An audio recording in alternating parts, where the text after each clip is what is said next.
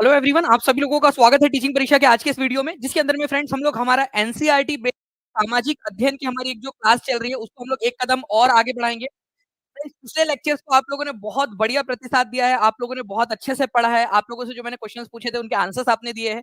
Test में भी आप लोगों ने जो है अच्छा स्कोर किया। तो आज भी पूरा लेक्चर देखिए आप लोग। आज जो आप पूरा लेक्चर देखोगे उसके लास्ट में भी आप लोगों को एक टेस्ट मिलेंगी, जो बच्चा पूरा लाइव सेशन देखेगा उसको। ठीक है, तो चलिए शुरू करते हैं। उससे पहले यहाँ पर में जितने भी लोग हमारे साथ में जुड़ चुके हैं उन सभी का एक बार बहुत ज्यादा स्वागत है। और साथ ही साथ जो है फ्रेंड, जिन भी बच्चों ने यहाँ पर में सेशन को लाइक कर दिया उन सभी लोगों का भी बहुत बहुत धन्यवाद। जैसे कि मैं देख पा रहा हूँ कंटिन्यूअसली आप लोग जो है फ्रेंड्स सेशन को लाइक भी करते जा रहे हो, तो बहुत बहुत शुक्रिया आप सभी लोगों का। चलिए, तो हम लोग यहाँ पर में हमारे सेशन की तरफ में आगे बढ़ते हैं। पहला क्वेश्चन आप लोगों की स्क्रीन के ऊपर में ये रहा फ्रेंड्स, देखिए। सभी को गुड इवनिंग। दिसंबर 2019 का क्वेश्चन है। यहाँ पर में ना एक टर्मिनोलॉजी है बीसीई, इसका शॉर्ट फॉर्म ये शॉर्ट फॉर्म में दिया है। आपसे इसका जो है तात्पर्य पूछा है कि इसका मतलब क्या होता है, इसका फुल फॉर्म क्या होता है बीसीई। देखिए आपको बीसी, ठीक है, और एडी और उसके बाद में जो है सीई और बीसीई, ये आपको इनके फुल फॉर्म पता होने चाहिए इन चारों के। जिन भी बच्चों ने टीचिंग परीक्षा के ऐप के ऊपर में पढ़ा है आप लोगों को पता होगा कि पूरा का पूरा आपको एक एक करके क्वेश्चंस के साथ में आपको पढ़ाया है। ठीक है, देखिए अगर मैं बात करूं फ्रेंड्स बीसी और बीसीई होता क्या है इससे रिलेटेड, तो यहाँ पर मैं आप लोग देखोगे एक नंबर लाइन टाइप का होता है आपका। ठीक है, आपने मैथ्स में पढ़ा होगा, पहले इसको समझते हो उसके बाद में वो चीज आपको समझाता हूँ मैं। जैसे 1 2 3 4 होता है ना आपका, ठीक है, एक बेस लाइन के बाद में तो हम उसको पॉजिटिव नंबर मानते हैं। ठीक है, जीरो से जो छोटा होता है उसको निगेटिव। बिल्कुल वैसे ही हमारा हमने क्या किया, नंबर लाइन पर एक बेस मान लिया है। एक जो है हमने जो है एक मीडियम ले लिया है। ठीक है, इसके बाद में जो भी रहेगा उसको हम एडी में गिनेंगे। जैसे अभी हम लोग जो है 2024 बोल रहे हैं मान लीजिए, तो हम मान रहे हैं कि ईसा मसीह के जन्म से 2024 साल हो चुके हैं, ऐसा हम लोग मानते हैं। तो इसको हम बोलते हैं एडी में। एडी का मतलब होता है एनो डोमिनी। लिख के बताओ जल्दी से यहाँ पर में आप लोग, एनो डोमिनी। ठीक है, एनो डोमिनी। और ईसा मसीह के जन्म से पहले का जितना भी समय काल होता है उसको बोलते हैं BC, before Christ. Before Christ, ठीक है। अब इसके अलावा जो है फ्रेंड्स एनो डोमिनी जो है आप लोगों का, ठीक है, एनो डोमिनी का मतलब होता है ईयर ऑफ द लॉर्ड, प्रभु का वर्ष। तो कुछ लोग जो है एडी के जगह पे सीई भी लिखते हैं, तो AD is equal to CE है। ठीक है, कॉमन ईरा, सीई। तो सीई का मतलब होता है कॉमन ईरा। तो मुझे बताओ कॉमन ईरा के पहले क्या होगा? कॉमन ईरा के पहले क्या होगा? बस बिफोर लगा देना आप लोगों ने, common era, before common era. CE के पहले बीसीई, बिफोर कॉमन ईरा, बस इतना सा मतलब है इसका। ठीक है, तो इस क्वेश्चन को आप लोग देखिए यहाँ पर में। ठीक है, बीसी अगर आपसे बोलता, ठीक है, तो ये बिफोर क्राइस्ट है, लेकिन बीसीई अगर आप लोगों से बोल दिया जाए तो इसका मतलब होता है बिफोर कॉमन ईरा।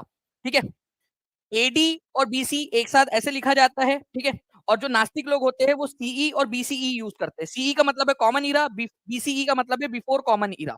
ठीक है, एडी का मतलब है एनो डोमिनी और बीसी का मतलब है बिफोर क्राइस्ट। तो ये चारों के अलग अलग फुल फॉर्म है, इसको याद रखना आप सभी लोगों ने। ओके? तो बी बी सी एडी एक टर्म में यूज होते हैं। ठीक है? और अगर जो नास्तिक लोग हैं वो सीई और बीसीई इस तरीके से इस्तेमाल करते हैं, तो दो क्लासिफिकेशन है। जल्दी से आप लोग कमेंट कर दीजिए, ठीक है, बीसीई का फुल फॉर्म, ये अक्सर पूछा जाता है आप लोगों से, बीसीई का फुल फॉर्म पूछा जाता है। प्रियंका वर्षिनी जी बहुत-बहुत शुक्रिया आपका, आप पहले से कमेंट किए। चलिए, तो देखिए फ्रेंड्स, अगर हम लोग यहाँ पर में आगे बढ़े, आप लोगों ने लिख दिया होगा ऐसा मैं उम्मीद करता हूँ। जल्दी-जल्दी से सभी लोग, जितने भी लोग देख रहे हैं सेशन को जो है फ्रेंड्स यहाँ पर में लिख देंगे। और सेशन के अंदर में यहाँ पर में कमेंट के अंदर में लिख देंगे आप लोग, चाहे लाइव देख रहे हो चाहे आप नहीं देख रहे हो, आप लोग जल्दी से सभी लोग लिख देंगे। नेक्स्ट क्वेश्चन की तरफ में हम लोग आगे बढ़ते हैं फ्रेंड्स। देखिए बहुत ही इंपॉर्टेंट है, इसको सुपर डुपर इंपॉर्टेंट मार्क कीजिए इस पर्टिकुलर क्वेश्चन को आप लोग। बेसाल्ट चट्टानों से बना भारत का दक्कन का पठार चट्टानों के निम्नलिखित में से किस श्रेणी में आता है? ठीक है, वॉइस की प्रॉब्लम एक बार प्लीज टीम एक बार चेक कर लीजिए। हाँ चलिए, अब आ रहा, अब आवाज बराबर है। ओके चलिए, गुड। तो चलिए फ्रेंड्स, अब हम लोग यहाँ पर में आगे बढ़ते हैं। ओके, तो ये क्वेश्चन जो है आप लोगों का, बेसाल्ट चट्टानों से बना भारत का दक्कन का पठार चट्टानों की निम्नलिखित में से किस श्रेणी में आता है? तो इस पर्टिकुलर क्वेश्चन के अंदर में हम लोग बात करेंगे फ्रेंड्स कि बेसाल्ट चट्टान जो है वो कौन से चट्टानों का एग्जाम्पल है। इंपॉर्टेंट क्वेश्चन है, ध्यान से देखिए आप लोग, मैं इसको समझाता हूँ आप लोगों को। देखिए फ्रेंड्स, जो सबसे पहले, ठीक है, पृथ्वी से जो मोल्टन मैग्मा निकलता है और वो जो ठंडा होता है, ठीक है, ठंडा होता है, तो उसको कहा जाता है आपका इग्नियस रॉक। तो सबसे पहले जो चट्टान बनती है वो कौन सी चट्टान होती है? जल्दी से लिखते जाएंगे आप लोग। आग्नेय चट्टान है या इग्नियस रॉक इनको कहा जाता है। ठीक है, क्या कहते हो आप लोग? इग्नियस रॉक या आग्नेय चट्टाने कहते हैं इनको, जो सबसे पहली चट्टाने होती है आपकी। इसी वजह से इनको प्राइमरी रॉक भी कहते हैं, प्राथमिक चट्टाने। अब देखिए चट्टान जो इग्नियस रॉक है वो किससे बनी है, जो पृथ्वी के अंदर में मोल्टन मैग्मा था जब ये बाहर आया तो वो ठंडा हुआ, उसी से ये चट्टाने बनी है। अब कई बार क्या होता है कि ये मोल्टन मैग्मा जो है वैसे तो जनरली बाहर आ जाता है और बाहर आकर ठंडा होता है, ठीक है, लेकिन कई बार ऐसा होता है कि ये बाहर नहीं आ पाता, ठीक है। क्या होता है कि जब ये मोल्टन मैग्मा बाहर आ रहा होता है तो अंदर में ही इसकी भ्रूण हत्या हो जाती है, मतलब कि बेसिकली बाहर आने से पहले ही ये क्या होता है आपका अंदर अंदर में ही जो है वो जम जाता है, सॉलिडिफाई हो जाता है। तो फ्रेंड्स जो अंदर में सॉलिडिफाई हो जाता है, अंदर में जो जम जाता है, इसको कहा जाता है आप लोगों का, ठीक है, इंट्रूसिव एग्नियस रॉक, ठीक है, अंदरूनी जो है अंतर्भेदी आग्नेय शैल या आग्नेय चट्टाने इनको कहा जाता है क्योंकि अंदर में ही जम गई है। और जो बाहर आकर ठंडा हुआ है इसको बोला जाता है एक्सट्रीसिव बहिर्भेदी आग्नेय चट्टाने, ठीक है, बहिर्भेदी आग्नेय चट्टाने इसको कहते हैं क्योंकि बाहर आकर ठंडा हुआ है। ये आप लोगों ने याद रखना है, इंपॉर्टेंट पॉइंट है, ठीक है। अगर बाहर आकर हुआ तो बहिर्भेदी और अंदर में हो गया तो अंतर्भेदी आग्नेय चट्टाने, ठीक है। तो इग्नियस रॉक के दो प्रकार होते हैं, ये आप लोगों को समझ में आ गया होगा। अब जब बाहर आके ठंडा हुआ ना तो ये अलग प्रकार की चट्टाने बनाता है और अंदर में ठंडा हो गया तो अलग प्रकार की चट्टाने बनाता है। तो जो अंदर में, ठीक है, जो ठंडा हो जाते हैं, ठीक है, अंदर में जो ठंडे हो जाते हैं, ठीक है, उनका उनका एक एग्जाम्पल है आप लोगों का, ठीक है, ग्रेनाइट। क्या एग्जाम्पल है इसका, ठीक है, अंदर में जो हो जाते हैं आप लोगों का, ग्रेनाइट इसका एग्जाम्पल है, ग्रेनाइट, ये याद रखना है आप लोगों ने, ग्रेनाइट इसका एग्जाम्पल है। और एक्सट्रीसिव इग्नियस रॉक जो बाहर आके ठंडा होते हैं उसका एक एग्जाम्पल है बेसाल्ट, ठीक है, बेसाल्ट, बेसाल्ट, ये याद रखना है आप लोगों ने। तो बहिर्भेदी आग्नेय चट्टाने अगर बाहर आकर ठंडा हुआ है तो उससे जो है जनरली आप लोगों की बहिर्भेदी आग्नेय चट्टानों से बेसाल्टिक रॉक आप लोगों की बनती है। और वही अगर हम लोग बात करेंगे फ्रेंड्स आप लोगों के अंतर्भेदी आग्नेय चट्टानों से, तो अंतर्भेदी आग्नेय चट्टानों का एक एग्जाम्पल है ग्रेनाइट। तो आप लोगों से क्वेश्चन क्या पूछा है यहाँ पर, मैं आप लोग देखिए, बेसाल्ट चट्टानों से बना भारत का दक्कन का पठार, ठीक है, वो कौन से रॉक का एग्जाम्पल है भाई? बेसाल्ट चट्टान किसका एग्जाम्पल है, डायरेक्ट ये भी पूछ लेता तो भी आप लोग आंसर कर देते कि इग्नियस है और एक्सट्रीसिव है, बहिर्भेदी आग्नेय चट्टाने हैं। समझ में आ गया आप लोगों को? अगर मैं आपसे पूछूं कि ग्रेनाइट किसका एग्जाम्पल है तो इनमें से क्या आंसर लगाओगे आप लोग? चलो, बेसाल्ट आपने लगा दिया, अब ग्रेनाइट किसका एग्जाम्पल है ये आप लोगों को लगाना है, तो बताइए जल्दी जल्दी से फ्रेंड्स। सेशन को लाइक भी करते रहेंगे आप सभी लोग, जितने भी लोग देख रहे हैं, ताकि इसी तरीके से हम लोग जो है फ्रेंड्स बहुत सारे और भी क्वेश्चन जो है आप लोगों के वो सॉल्व कर सके। जो बच्चा पूरा सेशन लाइव देखेगा उसको टेस्ट मिलेंगी, ठीक है, वो टेस्ट में भी आंसर आप लोगों को लगाना है। मुझे बताते जाइए कि आप लोगों को पिछली टेस्ट में कितना स्कोर आया था आप लोगों का, वो भी आप बता देंगे जितने भी लोगों ने टेस्ट दिया है। तो अगर इसकी बात करेंगे हम लोग ग्रेनाइट की, तो वो इंट्रूसिव इग्नियस रॉक, अंतर्भेदी आग्नेय चट्टाने हो जाएगा वो उसका आंसर, ठीक है। चलिए वेरी गुड, बहुत सारे बच्चे आप समझ में आ गए आप लोगों को, आप लोग सही आंसर लगा पा रहे हो। अच्छा चलो एक और क्वेश्चन मैं आपसे पूछता हूँ, भारत का दक्कन का पठार कौन सी वाली चट्टानों से बना है? मैं ऐसी क्वेश्चन पूछा हूँ, दक्कन का पठार जो है भारत का वो यहाँ पर में है, दक्कन का पठार वो कौन सी चट्टानों से बना है? आप लोग आंसर कर देंगे, देखते कितने लोगों का दिमाग जो है वो खुला हुआ है। तो देखिए फ्रेंड्स इस तरीके से बाहर आकर जो चट्टाने बनती है ना उसको एक्सट्रीसिव इग्नियस रॉक बोलते हैं, बेसाल्ट उसी का एग्जाम्पल है, ठीक है, एक्सट्रीसिव इग्नियस रॉक का एग्जाम्पल है, बाहर आकर जो ठंडा होता है मैग्मा उसका, ठीक है। चलिए नाउ फ्रेंड्स अब देखिए एक बड़ा क्वेश्चन आप लोग करते हैं, हम लोग यहाँ पर में, ठीक है। चलिए चंद्रन बेगम जी बोल रहे हैं यहाँ पर में उनका आया है 11, एक संतोष कुमार बोल रहे 14 आया है, ठीक है, वंदना कुमारी का 15 में से 15 आया है, बहुत बढ़िया, ठीक है। ऐसे ही आप लोग जो है फ्रेंड्स अच्छे से टेस्ट देते रहिए। नाउ इस क्वेश्चन को देखिए यहाँ पर में, धोलावीरा जो कि कच्छ के रण में स्थित है, खादिर बेट के पास में, उसके बारे में जो है आपको दो कथन दिए, आपको बताना है कौन सा वाला सही है। देखिए दो कथन है, धोलावीरा जो कि गुजरात में जो है रण ऑफ कच्छ में स्थित है, यहाँ पर में बोला गया है कि ये दो भागों में विभाजित था, ठीक है। यहाँ से हड़प्पा लिपि जो मिली है आप लोगों को, जो लिखावट मिली है हड़प्पा लिपि की, ठीक है, वो सफेद पत्थर या शायद लकड़ी पर खुदी हुई थी और बड़े बड़े अक्षरों में लिखी हुई थी। तो सबसे पहली बात, धोलावीरा दो नहीं कितने भागों में विभाजित था ये आप लोग बता देंगे मुझे, दो नहीं 3 भागों में विभाजित था, ठीक है, धोलावीरा 3 भागों में विभाजित था, तो ये वाला गलत हो गया आपका, फर्स्ट पॉइंट गलत। तो जहां जहां वन को सही माना है उसको काट दो, देखो ये वाला आंसर नहीं हो सकता और बोथ वाला आंसर नहीं हो सकता। देखो ऑप्शन एलिमिनेशन भी करना सीखो, ऑप्शन एलिमिनेशन की निंजा टेक्निक जो है टीचिंग परीक्षा की वो आप लोगों ने ध्यान रखना है, ठीक है, ताकि आप लोग आंसर तक सही आंसर तक पहुंच सके। बाकी हड़प्पा की जो लिपि है ये इस प्रकार से कुछ लिखते थे वो लोग। बाकी जगहों पे हड़प्पा के जो दूसरे शहर है, चाहे मोहनजोदारो है, मोहनजोदारो हो जाए, लोथल हो जाए आप लोगों का, या हड़प्पा शहर खुद हो जाए, यहाँ पर में कालीबंगान हो जाए, ठीक है, बनावली हो जाए, ये सारी जगहों पे जो हमको हड़प्पा की लिपि मिली है वो छोटे छोटे लिखी हुई, छोटे छोटे अक्षरों में लिखी हुई थी, छोटे इसमें। लेकिन पहली एकमात्र जगह है धोलावीरा जहां पर मैं आपको, ठीक है, सफेद पत्थरों से बड़ा बड़ा या शायद लकड़ियों के ऊपर में खुदा हुआ बड़ा बड़ा जो है आपको हड़प्पा लिपि मिली है, ठीक है। तो ये बिल्कुल सही है आपका कि धोलावीरा के अंदर में हड़प्पा लिपि बड़े बड़े अक्षरों में लिखी हुई थी, ठीक है। तो आंसर इसका हो जाएगा ऑप्शन नंबर आप लोगों का बी।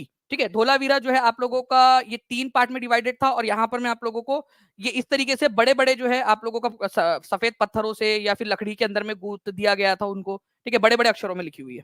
ओके, धोलावीरा के अंदर में हड़प्पा लिपि। तो आंसर होगा ओनली 2 इज करेक्ट। ठीक है, ओनली 2। तो ये आप लोगों का आंसर हो गया। नेक्स्ट क्वेश्चन की तरफ में आगे बढ़ते हैं हम लोग फ्रेंड्स यहाँ पर में। ठीक है, चलिए ये क्वेश्चन देखिए आप लोग। ये क्वेश्चन एनसीईआरटी की ज्योग्राफी का क्वेश्चन है ये। बताइए जल्दी से इसका आंसर क्या होगा। बहुत बढ़िया फ्रेंड्स, यहाँ पर मैं जैसे कि मैं देख पा रहा हूँ हमारा जो फर्स्ट टारगेट है, ठीक है, उससे हम लोग 113 लाइक्स दूर है। सभी बच्चे अपना अपना कंट्रीब्यूशन देते रहेंगे, फिर हम लोग सेकंड टारगेट की तरफ में आगे बढ़ेंगे फ्रेंड्स। 1000 लाइक मैंने आप लोगों से कहा था कि जैसे 1000 लाइक होंगे वैसे मैं आप लोगों के लिए एक जो है टेस्ट भी लूंगा। ठीक है, चलिए देखिए विजय गुप्ता जी ने भी यहाँ पर में लिख दिया है, मेरे बताने से पहले ही विजय गुप्ता जी ने भी लिख दिया है यहाँ पर में टारगेट 1000 लाइक का। ठीक है, तो लाइक एंड शेयर करते रहेंगे सभी के सभी लोग। चलिए देखिए फ्रेंड्स, मॉनसून शब्द जो है ये अरबी भाषा से लिया गया है, ये बोल रहे हैं, तो बिल्कुल सही बात है। मॉनसून शब्द जो है ये अरबी भाषा का शब्द, ठीक है, मॉनसून जो है उससे बना है। ठीक है, मौसम से, तो मॉनसून शब्द अरबी शब्द मौसम से आया है जिसका अर्थ होता है मौसम। बिल्कुल सही बात है। ठीक है, दोनों के दोनों स्टेटमेंट सही है एकदम।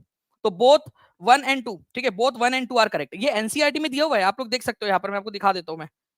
ठीक है, यहाँ पर मैं देखिए, the climate of India has broadly described as monsoon type. भारत का क्लाइमेट कैसा है, भारत की जलवायु कैसी है, भारत की जलवायु कैसी है, मॉनसून टाइप की है।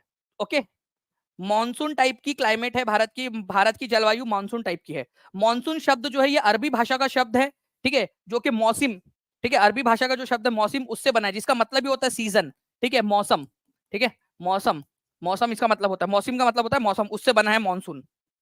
तो भारत की जलवायु मॉनसून प्रकार की है, और मॉनसून शब्द की उत्पत्ति अरबी शब्द मौसम से हुई है। ठीक है, नाउ फ्रेंड्स अब देखिए यहाँ पर मैं एक और क्वेश्चन आप लोगों का 6वीं कक्षा की एनसीईआरटी से लिया गया है, और ये कंसेप्चुअल क्वेश्चन है। ठीक है, जल्दी बताइए इसका आंसर क्या होगा।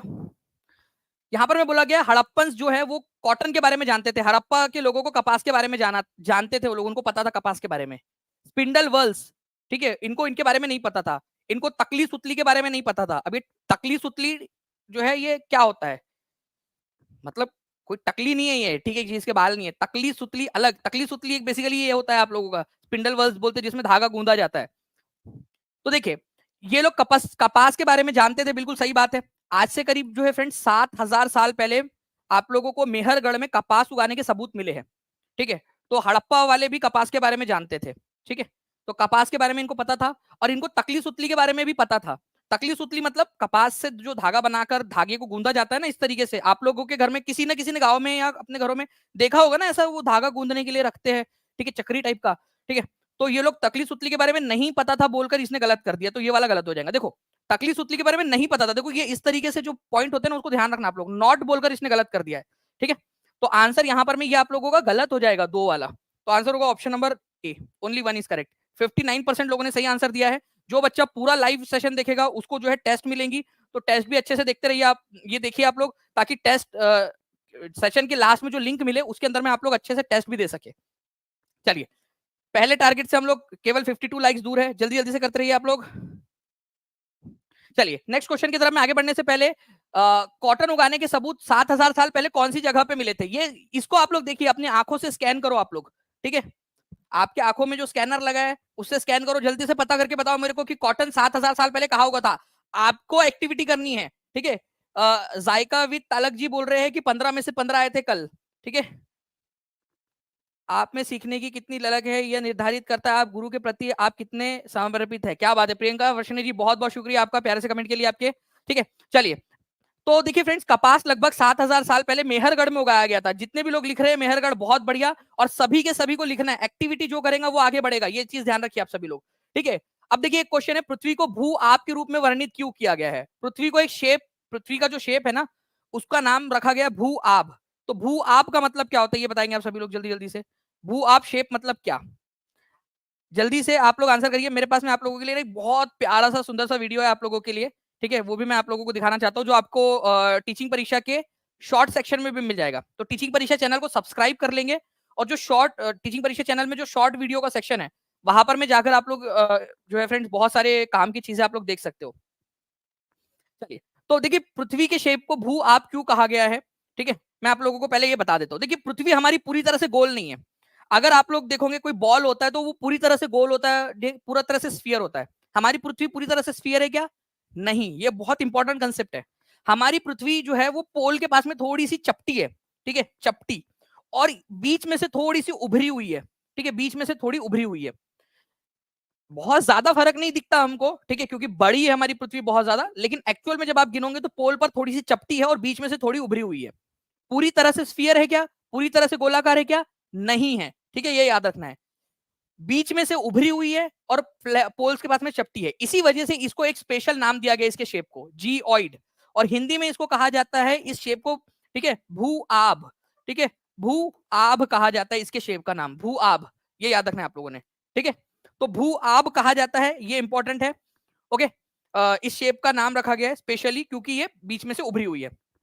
चलिए, तो आपका आंसर क्या हो जाएगा कि earth is slightly flattened at the poles, ठीक है, पोल्स के पास में थोड़ी सी चपटी है और बीच में से उभरी हुई है। अब ये इसका ठंडे और गर्म से कोई लेना देना नहीं है, ठंडा गर्म ठंडा गर्म, पृथ्वी का 2/3 हिस्सा पानी से घिरा हुआ है, इससे भी कोई लेना देना नहीं है भू आपका। यहाँ पर में जो है वो जीवन के लिए संभावनाएं उत्पन्न है, फेवरेबल कंडीशन है, इसका भी कोई लेना देना नहीं है। एक्चुअल में इसको भूआब बोला जाता है क्योंकि ये पोल के पास में चपटी है और यहाँ से उभरी हुई है। केवल 6 लाइक्स दूर है हम लोग 500 के पहले टारगेट से। 1000 का टारगेट आप लोगों ने कंप्लीट करना है। मैं आप सभी से रिक्वेस्ट करूंगा फ्रेंड्स कि जल्दी से जल्दी जो हमारे दोनों टारगेट्स उसको कंप्लीट करेंगे हम लोग, ताकि हम लोग एक बड़ी टेस्ट ले सके, ठीक है। चलिए नेक्स्ट क्वेश्चन की तरफ में आगे बढ़ते हैं फ्रेंड्स। देखिए इसका आंसर आप लोगों को डायरेक्टली दिख जा रहा है। मैं टीम से रिक्वेस्ट करूंगा कि जल्दी से इस क्वेश्चन का आंसर एटलीस्ट छुपा दीजिए, ठीक है। चलिए, मैंने यहाँ पर मैं इस पर्टिकुलर क्वेश्चन का आंसर ही हटा दिया। चलिए अब आप लोग यहाँ पर में आंसर कर सकते हो, ठीक है। बताइए यहाँ पर में टीपू सुल्तान के क्षेत्रों में रैयतवाड़ी प्रणाली को सबसे पहले छोटे स्तर पर किसने शुरू किया था? जिस बच्चे ने पिछले लेक्चर्स अच्छे से देखे हैं वो इस क्वेश्चन का आंसर कर पाएगा। जल्दी बताइए यहाँ पर में। Thank you very much Kittu ji. Anita Gangwar बोल रहे कि कल वाले टेस्ट में 13 नंबर आए थे उनके 15 में से। आज भी टेस्ट देनी है आप लोगों ने और मुझे बताना है आप लोगों ने कि आपका स्कोर कितना आया है, ठीक है। अच्छे से देखिए, ठीक है, पूरा सेशन। जो बच्चा पूरा सेशन लाइव देखेगा वो करिए। सर आप केवीएस पीजीटी का प्रिपरेशन कराते हैं क्या? बिल्कुल करवाते हैं प्रियंका यादव जी, ठीक है। आप टीचिंग परीक्षा के ऐप पर नीचे में जाइए, नीचे में नंबर चल रहा है आपका, उस पर कॉल करिए या व्हाट्सएप कर लीजिए। टीचिंग परीक्षा का एप्लीकेशन डाउनलोड कर सकते हो। बिल्कुल आपको प्रीमियम क्वालिटी का मटेरियल जो है वो आपको मिल जाएगा, ठीक है। देखिए तो यहां पर मैं आंसर हो जाएगा फ्रेंड्स, अलेक्जेंडर रीड नाम का एक अधिकारी था, उसने टीपू सुल्तान के इलाके के ऊपर में ये रैयतवाड़ी सिस्टम लागू किया था। मैं आपको बताता हूँ कि एक्चुअली में बात क्या थी। ध्यान से समझो आप लोग, जो भी बच्चा नया देख रहा है ना उसको भी समझ में आएगा, जो एकदम शुरुआत से देख रहा है। देखिए यहाँ पर मैं ना टीपू सुल्तान का मैसूर का इलाका था, अंग्रेजों ने इसको हरा दिया था, ठीक है। अंग्रेजों ने टीपू सुल्तान को 1799 में हरा दिया, पूरी तरह से उसको मार भी दिया था और उसके इलाके को मद्रास में शामिल कर लिया, मद्रास प्रेसिडेंसी में। जब टीपू सुल्तान का ये इलाका अंग्रेजों के कब्जे में आ गया तो अलेक्जेंडर रीड नाम का एक अधिकारी था, उसने इस इलाके के ऊपर में एक नई व्यवस्था का ट्रायल किया। वो व्यवस्था थी रैयतवाड़ी प्रणाली, किसानों से टैक्स कैसे वसूला जाए। तो रैयतवाड़ी प्रणाली में रैयत का मतलब ही होता है किसान, मतलब डायरेक्टली किसानों से एग्रीमेंट करो, डायरेक्ट किसानों से अंग्रेज ही टैक्स वसूलेंगे। अदरवाइज बाकी इलाकों में क्या था कि बिचौलिए होते थे जो टैक्स वसूल करते थे, अपना हिस्सा रखते थे, बाकी का पैसा अंग्रेजों को देते थे। बट यहाँ पर में डायरेक्ट किसानों के साथ में एग्रीमेंट हुआ था। तो चार्ल्स यहाँ पर में अलेक्जेंडर रीड जो था उसने सबसे पहले इसको ट्राई किया था टीपू सुल्तान के इलाके पर, ये आपको याद रखना है, अलेक्जेंडर रीड ने। तो साउथ इंडिया में रेवतवाड़ी प्रणाली कहां पर में लागू थी? साउथ इंडिया में, ठीक है। कैप्टन अलेक्जेंडर रीड ने उसको सबसे पहले जो है वो शुरू किया था, जो है आपके टीपू सुल्तान का इलाका था वहां पर में। बाद में इसको जो है पूरे मद्रास में लागू किया गया बाद में, थॉमस मुनरो ने। थॉमस मुनरो गवर्नर थे मद्रास के, इसी वजह से इसको मुनरो सिस्टम भी बोलते हैं, क्योंकि मुनरो ने इसको और आगे बड़े लेवल के ऊपर में लेकर गया, ठीक है। चलिए नाउ फ्रेंड्स आगे बढ़ते हैं हम लोग। यहाँ पर में इस पर्टिकुलर क्वेश्चन को देखिए, plant wood was used where and why. देखिए वोड नाम का जो प्लांट था वो कहा और किस लिए यूज किया जाता था? एनसीईआरटी बेस्ड क्वेश्चन है आपका, ठीक है। बताइए यहाँ पर में, आपसे ही सीखा आपसे ही जाना, आप ही को हमने गुरु है माना, सीखा है सब कुछ आपसे हमने, कलम का मतलब आपसे है जाना। Thank you very much Priyanka ji, बहुत प्यारी सी लाइन के लिए आपके लिए। चलिए आप लोग बताइए फ्रेंड्स इसका आंसर क्या होगा। मैं आप लोगों के लिए एक बहुत ही सुंदर सा जो वीडियो है वो मैं आप लोगों को शेयर करना चाहता हूँ आप लोगों के साथ में। इसका आंसर आप लोग कर दीजिए पहले, ठीक है। जल्दी से सेशन को लाइक भी करते रहेंगे आप सभी। वोड पौधे का मतलब जो है फ्रेंड्स, देखिए ये वोड पौधा एशिया में नहीं एक्चुअली यूरोप में उगता था, यूरोप में। तो ये आंसर हो गया, ठीक है। नीले और बैंगनी रंग के लिए एक ही पॉइंट से आंसर क्लियर हो गया। वोड नाम का जो पौधा है ना एशिया में ना अफ्रीका में ना इंडिया में, ये यूरोप में उगता था, ये याद रखना है आप लोगों ने। किस लिए? ये पौधा जैसे नील का पौधा होता है ना, बिल्कुल वैसे ही वोड नाम का पौधा होता था, ब्लू और वॉयलेट कलर रंगने के लिए कपड़ों पर इस वोड नाम के पौधे का इस्तेमाल होता था, ठीक है। तो यहाँ पर मैं आप देख सकते हो, ठीक है, कि यूरोप के अंदर में जो टेम्परेट जोन के इलाके हैं वहां पर में वॉयलेट और ब्लू कलर के लिए वोड नाम के पौधे का इस्तेमाल किया जाता था। बट अनफॉर्चुनेटली वोड जो है बड़ा पेल था, पेल का मतलब डल, या फिर आप बोल सकते हो हल्का कलर होता था, जल्दी निकल जाता था, ऐसे कलर छोड़ देता था। इसी वजह से लोग जो है वो वोड के जगह पे भारत से आयात होने वाला जो नील था उसको ज्यादा प्रेफरेंस देते थे। ठीक है, तो वोड नाम का पौधा पहली बात तो कहां पर में उगता है? यूरोप के इलाके में। यूरोप कहां पर में? आप लोगों का टेम्परेट जोन में, शीतोष्ण कटिबंधीय जोन के अंदर में। जिस बच्चे ने पूरे लेक्चर्स देखे मेरे, ठीक है, वो अच्छे से उसको वो कर पाएंगा, रिलेट कर पाएंगा। ठीक है, शीतोष्ण कटिबंधीय जोन का मतलब होता है आपका ये ट्रॉपिक ऑफ कैंसर से, ठीक है, आर्कटिक सर्कल तक का जो इलाका है उसको बोलते हैं आप लोग। ऊपर में उत्तरी गोलार्ध में शीतोष्ण कटिबंधीय जोन, वहां पर में उगता था ये। ठीक है, ठंडे इलाके के अंदर में। ठीक है, चलिए अब मैं आप लोगों को जो है फ्रेंड्स आगे बढ़े हम लोग, उससे पहले आप लोगों के लिए एक जो है वो वीडियो दिखाना चाहता हूँ आप लोगों को। बहुत ही प्यारा सा वीडियो आप लोगों को। चलना नहीं आता ना पापा? जी मम्मी। आज सुबह पापा ने तुमसे क्या कहा था? अगर कुछ अच्छा नहीं कह सकते तो कुछ भी मत कहना। चलो बैम्बी, उठो, फिर से कोशिश करो। चलो उठो। इसे ठीक से चलना नहीं आता ना पापा? जी मम्मी। आज सुबह पापा ने तुमसे क्या कहा था? अगर कुछ अच्छा नहीं कह सकते तो कुछ भी मत कहना। चलो बैम्बी, उठो, फिर से कोशिश करो। चलो उठो। तो आप लोगों ने देखा फ्रेंड्स कितना प्यारा सा वीडियो था। और मुझे लगता है कि ऐसे धीरे धीरे कुछ कुछ जो चीजें होती है जिंदगी को अच्छा बनाने के लिए, ठीक है, वो भी हम लोगों ने सीखनी चाहिए। टीचिंग परीक्षा का यूट्यूब चैनल जो है उसके शॉर्ट सेक्शन में ये वीडियो डाल दिया जाएगा। आप इसको शेयर कर सकते हो अपने दोस्तों के साथ में, अपने शॉर्ट अपने व्हाट्सएप के ऊपर में लगा सकते हो, अपने दोस्तों के साथ में शेयर कर सकते हो। बहुत ही प्यारा सा वीडियो है ये। ठीक है, चलिए तो यूट्यूब चैनल को सब्सक्राइब जरूर कर लीजिएगा ताकि इस तरीके की वीडियोस आपको मिलते रहे। व्हाट वाज सूरत हुंडी, ठीक है, जो कि फेमस थी इजिप्ट और इराक के अंदर में भी। तो सूरत की जो हुंडी थी, ठीक है, वो फेमस थी। तो बताइए कहां पर में फेमस थी? ठीक है, सूरत की जो हुंडी थी, ये बताते जाएंगे आप सभी लोग। Thank you very much Rupali ji. देखिए अगर मैं बात करूं यहाँ पर मैं फ्रेंड्स की सूरत की जो हुंडी थी वो मिस्र और इराक के अंदर में भी प्रसिद्ध थी, लेकिन वो थी क्या, सूरत की हुंडी क्या थी? देखिए फ्रेंड्स एक्चुअल में अगर मान लीजिए कि आप जब बैंक में अभी जाते हो, तो बैंक में जब जाते हो पैसा जमा कराते हो आप लोग, ठीक है, तो आप लोगों को एक रिसिप्ट मिलती है, ठीक है, कि आपने ये इतना पैसा डिपॉजिट किया है, 1000 रुपए आपने डिपॉजिट किया, उसकी रिसिप्ट मिलती है।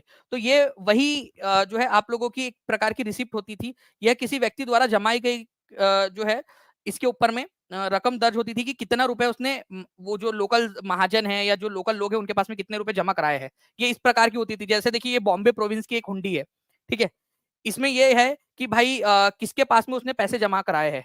ठीक है, 86 रुपए जो है इसने 86 डेज के बाद में जो है ये पैसा वो वापस ले लेगा। 2500 रुपए उसने जमा कराए हैं। ठीक है, तो ये एक हुंडी है बेसिकली। अगर किसी को किसी से कुछ सामान उसने उधार लेना है तो ये हुंडी उसको दे देगा और उससे सामान उधार ले लेगा। तो इसकी रिस्पेक्ट थी कि भाई अगर ये हुंडी सूरत की हुंडी है, ठीक है, तो ये पैसा सुरक्षित है, मतलब ये पैसा अपने को मिल जाएगा। तो इसको गिरवी रखकर कोई इंसान जो है सामान उधार ले सकता था। तो ये एक्चुअली एक नोट होता था जिसके अंदर में कितना पैसा आपने जमा कराया है। फिर आप क्या करोगे, जब आपने किसी से पैसा उधार, किसी से सामान उधार लिया है, तो वो पैसा दे दोगे और अपनी हुंडी छुड़वा लोगे वापस। फिर बैंक में जाओगे और वो पैसा ले लोगे आप, या बैंक के पास या महाजन या काठियावाड़ी महाजन जो होते थे उनसे ले लोगे आप लोग। तो इस तरीके से जो है फ्रेंड्स आप लोग इसको ले सकते थे। ठीक है, चलिए बढ़िया। नेक्स्ट जो है फ्रेंड्स हम लोग यहाँ पर में आगे बढ़ते हैं। सातवाहन, ठीक है, राजाओं के बारे में कौन सा वाला पॉइंट सही है ये बताइए आप लोग। एक रिक्वेस्ट है फ्रेंड्स आप सभी लोगों से, ठीक है, हमारा टारगेट है 1000 का, ठीक है, 800 के करीब बच्चे देख रहे हैं। अगर सारे बच्चों ने एक साथ एक एक जगह पे भी शेयर कर दिया, टेलीग्राम, फेसबुक, व्हाट्सएप, इंस्टाग्राम, हर एक जगह पे, और हर बच्चे ने सेशन को लाइक कर दिया, तो हम लोग जो है फ्रेंड्स हमारे टारगेट तक आज ही पहुंच सकते हैं। तो अपना अपना जो है कर्तव्य यहाँ पर में निभाते रहिए और जल्दी जल्दी से जो है अपना योगदान देते रहिए आप लोग। देखिए अगर मैं बात करूं यहाँ पर में सातवाहन जो है फ्रेंड्स उनके बारे में क्या सही है, तो पहली बात तो सातवाहन जो थे आप लोगों को ये याद रखना है कि कहां पर में थे, ठीक है, और उनमें उन्होंने अपनी आर्मी कहां कहां भेजी।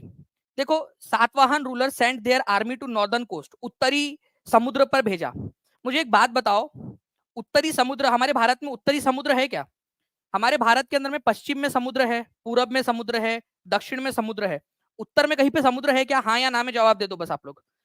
एक एक पॉइंट एलिमिनेट कैसे करना है वो बता रहा हूँ आपको। तो हमारे भारत के अंदर में उत्तर में समुद्र है ही नहीं, तो उत्तरी सीमा पर कैसे भेजेंगे वो, है ना? उत्तरी समुद्री सीमा पर कैसे भेजेंगे अपने सेना को? तो ये आंसर तो वैसे ही गलत हो गया।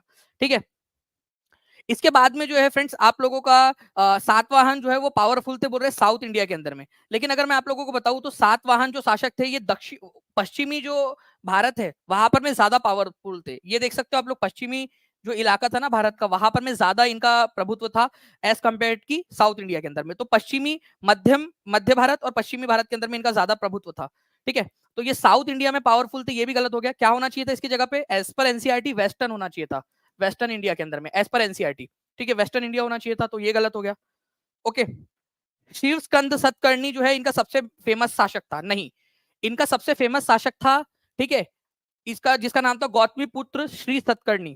गौतमी पुत्र, गौतमी नाम की एक महिला थी, उनका बेटा था, तो उनके उनमें ऐसा था कि मम्मी का नाम लगाते थे, तो गौतमी पुत्र श्री सतकर्णी जो है इनका महान शासक था। ठीक है, तो इनकी माता का नाम था गौतमी बालाश्री। उन्होंने कई सारे शिलालेख लिखवाए हैं जिससे हमें गौतमी पुत्र श्री सतकर्णी के बारे में पता चलता है। कई सारी मूवीज भी बनी है इनके ऊपर में। तो ये वाला भी गलत है, शिव स्कंद सतकर्णी नहीं, गौतमी पुत्र श्री सतकर्णी वो सबसे महान शासक थे। ठीक है, गौतमी पुत्र लिख लीजिए आप लोग, गौतमी पुत्र श्री सतकर्णी जो है सबसे महान शासक थे इनके, या सबसे इंपॉर्टेंट शासक थे। तो ये तीन गलत हो गए, तो ये वाला सही होगा। एक्चुअली जो है फ्रेंड्स, अगर आपको उत्तर भारत से दक्षिण की तरफ में जाना है तो आपको इनके राज्य से होकर जाना पड़ेगा।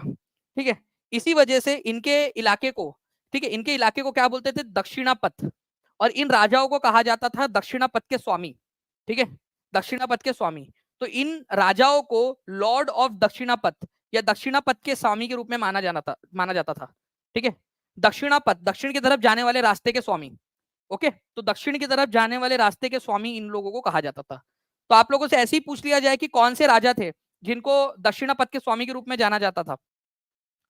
ठीक है, आप लोगों से बोला जा सकता है सातवाहन, गुप्ता, चोला, पांड्या, किनको माना जाता था? तो सातवाहन शासकों को माना जाता था। तो ये याद रखना है आप लोगों ने, सातवाहन वंश के जो शासक थे उन लोगों को। ठीक है, चलिए नाउ फ्रेंड नेक्स्ट क्वेश्चन की तरफ में आगे बढ़ते हैं हम लोग। Special type of pottery found at the sites of janapadas. आज से करीब जो है फ्रेंड 3000 साल पहले हमारे भारत के अंदर में कई सारे छोटे छोटे जनपद हुआ करते थे। ठीक है, जनपद बाद में ये महाजनपद में कन्वर्ट हो गए, बड़े बड़े महाजनपद बन गए उनकी जगह पे, लेकिन पहले छोटे छोटे जनपद हुआ करते थे। तो इन जनपदों के जगह पे जो हमको पोट्री मिली है, पोट्री मतलब बेसिकली जो बर्तन मिले हैं, ठीक है, तो ये बर्तन कौन से है ये आप लोगों को बताना था, कौन से कलर के हैं। तो हमारे भारत में कई सारे छोटे छोटे राज्य थे जिनको जनपद कहा जाता था। वहां पर में पेंटेड ग्रेवेयर, धूसर कलर के, पेंटेड जो है ना, मतलब रंगीन जो है और उनके ऊपर में पेंटिंग की गई है छोटी छोटी सी, धूसर कलर के बर्तन मिले आपको। ये देखिए इस तरीके से थे। ठीक है, तो धूसर कलर के, ठीक है, धूसर कलर के बर्तन आपको मिले हैं, पेंटेड ग्रेवेयर। ये आप देख सकते हो, इनको इनको पेंटेड ग्रेवेयर कहा जाता था। ये आप देख सकते हो ग्रे कलर के है, धूसर कलर के है ना। तो धूसर कलर के, और इनके ऊपर में पेंटिंग्स भी आपको दिख रही होंगी छोटी छोटी सी, कुछ ना कुछ लाइन, ज्योमेट्रिक लाइंस बनाई गई है इनके द्वारा। तो धूसर कलर के बर्तन आपको मिले, पेंटेड ग्रेवेयर इनका नाम है, पेंटेड ग्रेवेयर्स, धूसर रंग के बर्तन। ठीक है, इनके ऊपर में ज्योमेट्री, कुछ ऐसी लाइंस वगैरह, ऐसी छोटी छोटी सी इमेजेस वगैरह उसके ऊपर में बनाई गई है। ठीक है,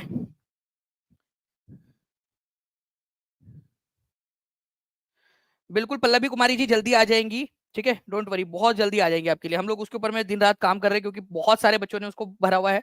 ठीक है, तो जल्दी मिल जाएंगे आपको। ऐसा लगता है कि ये क्लास सिर्फ चलती ही रहे। शाइस्ता परवीन जी बिल्कुल, बड़े बड़े सेशंस भी हम लेंगे, जो चलता ही रहेगा, चलता ही रहेगा। कितने देश सहारा मरुस्थल से लगे हुए हैं?